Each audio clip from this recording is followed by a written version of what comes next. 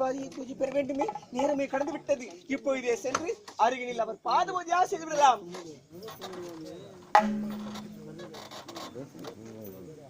சுவாமி உன் மலர் பாதம் பணிந்தேனையா, சிரம் தாழ்த்து கரம் கூப்பி தொழுகிறேனையா.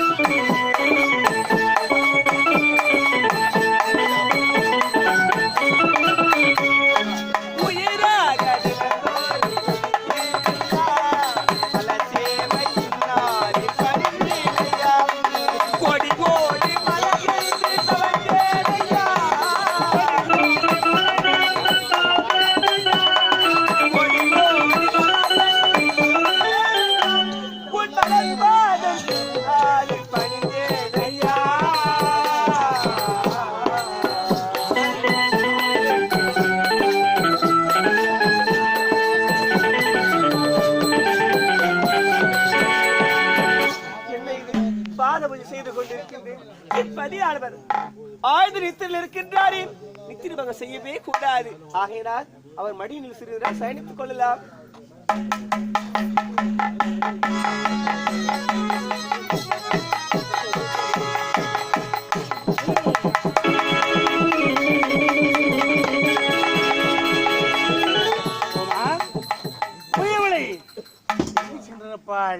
உமையவளை காணவில்லையே.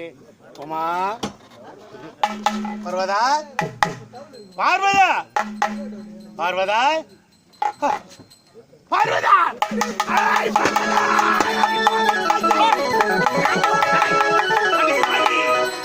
நாளாக நடந்து வருகிறது.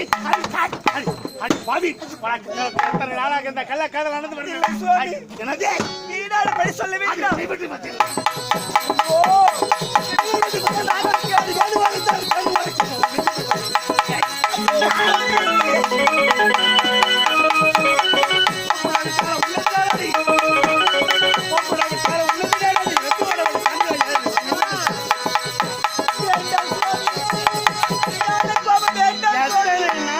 நடக்கிறது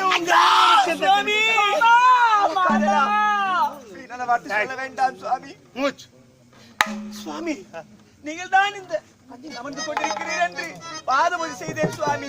நீங்கள் அமர வேண்டிய இடத்தில் இந்த பிரம்மன் எதற்காக வந்து அமர வேண்டும்? தங்களுக்கும் 5 சிரம், இந்த படுபாவிக்கும் 5 சிரம். யார்தான் தங்கள் என்று தெரியாமல் போய்விட்டது. காத்து கேட்டேன், அவன் ஒரு சிரத்தை கீழ் எறிந்து விடுகிறேன் சுவாமி.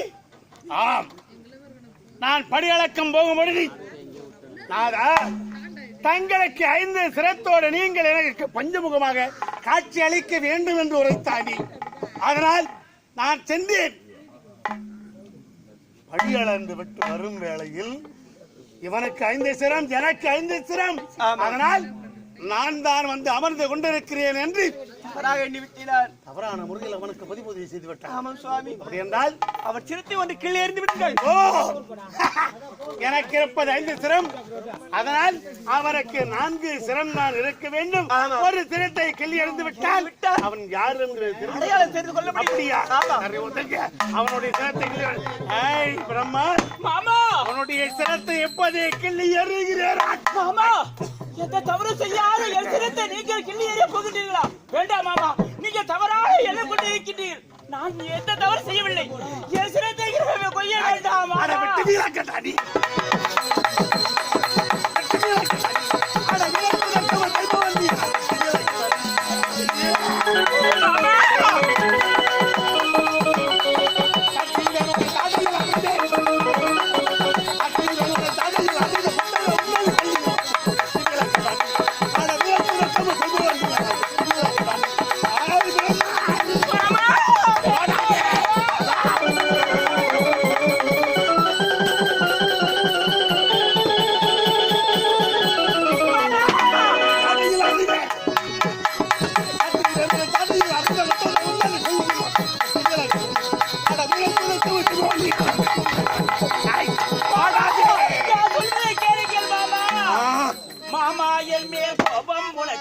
வரலாமா மருமகன் செய்த வேதனை சொல்லுமாமா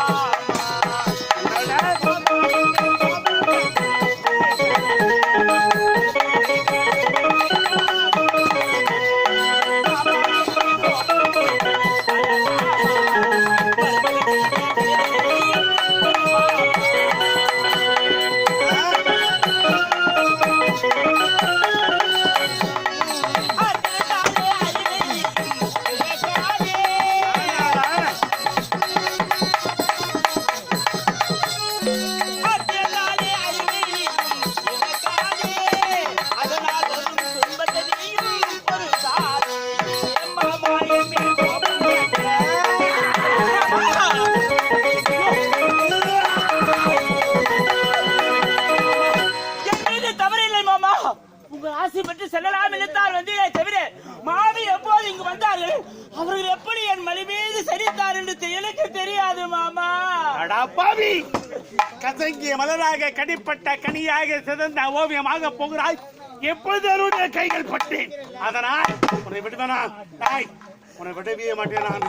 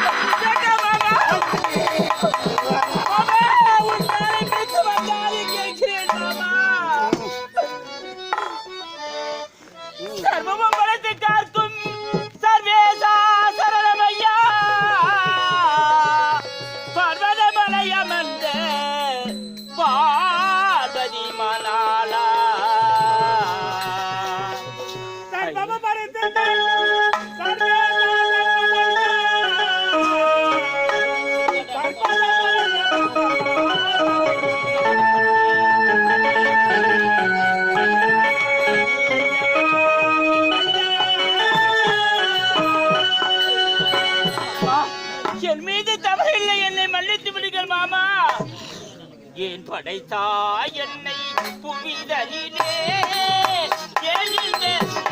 ஐயா ஐயா இத்தனை சோதனையா